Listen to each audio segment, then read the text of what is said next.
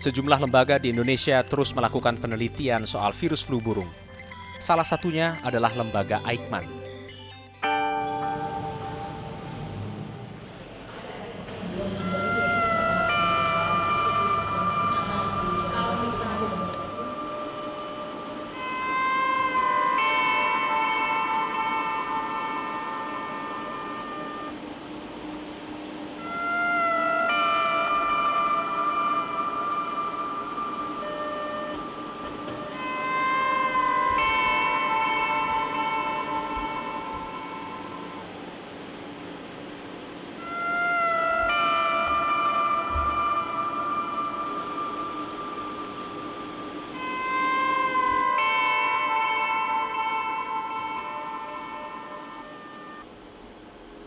Penelitian yang mereka lakukan sejauh ini adalah sequencing atau merunut materi genetik virus flu burung. Data materi genetik virus flu burung ini bisa digunakan untuk mengetahui seluk-beluk dan cara menanggulangi virus flu burung. Misalnya ya kasus flu burung itu terjadi di beberapa daerah di Indonesia, misalnya di Jakarta atau di Tangerang atau di Jawa Barat misalnya.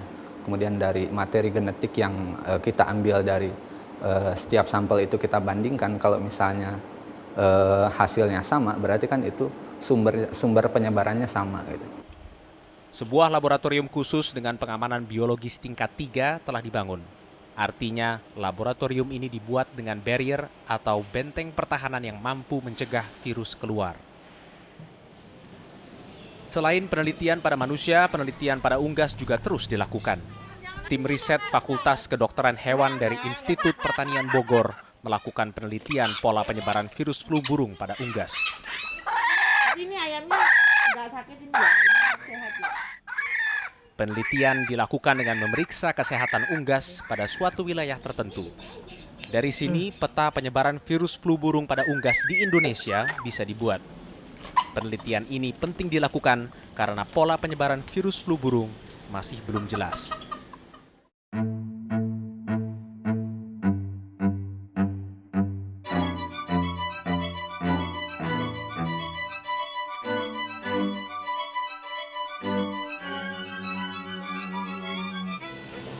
Sejauh ini sekitar 50% pasien flu burung meninggal bukan hanya karena virus flu burung, tapi juga akibat penyakit penyerta lainnya, seperti TBC dan hepatitis. Ini berarti virus flu burung bukan penyebab utama kematian pasien. Antibodi manusia lebih berperan dalam menyebabkan kerusakan sel. Rongsennya mana, Mas? Dari mana? Di dalam mana? Tadi dikasih sama petugasnya, perawatnya udah. Udah ada tanya. Semua, Rongsen apa? Semua ronsen lab. Data-data dari sana udah Iya, dibawa semua. iya, udah. Ibunya tunggu dulu ya, nanti saya panggil ya. Obat virus flu burung yang dipakai di Indonesia adalah oseltamivir atau Tamiflu. Sejumlah obat lainnya juga sudah tersedia. Namun, flu burung masih menimbulkan korban jiwa. Data dari Badan Kesehatan Dunia memperlihatkan keberhasilan negara-negara lain dalam menanggulangi penyebaran virus flu burung. Negara seperti Vietnam dan Cina berhasil menekan angka kematian akibat flu burung menjadi 0 pada tahun 2006.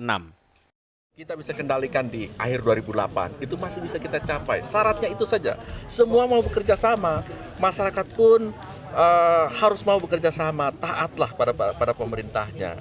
Bahwa ada hal-hal yang mungkin belum difahami, ya ditanyakan, ya kita akan jelaskan. Rencana strategis yang dilakukan negara-negara seperti Vietnam dan Thailand tidak jauh berbeda dengan Indonesia.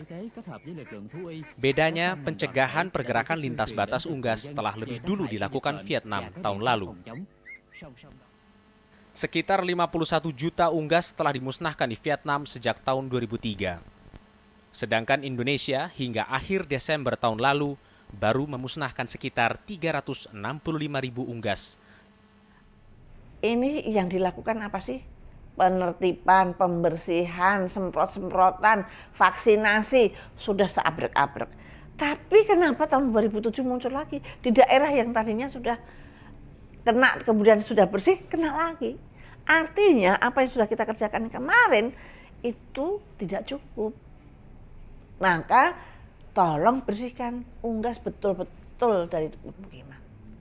Itu karena dari suatu pembelajaran, di mana dalam 2 tahun ini kita tuh ragu-ragu gitu.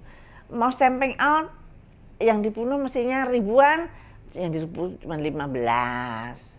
Karena pada disembunyiin sama masyarakat juga. Masyarakat belum sadar persis.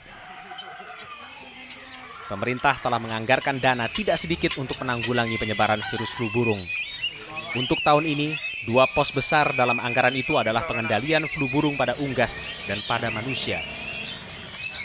Sedangkan untuk kampanye publik, hanya 3,1 juta dolar Amerika. Kedekatan manusia dan unggas di Indonesia sebagai sumber penghasilan maupun untuk hobi menghambat pemusnahan menyeluruh unggas di kawasan yang terinfeksi flu burung.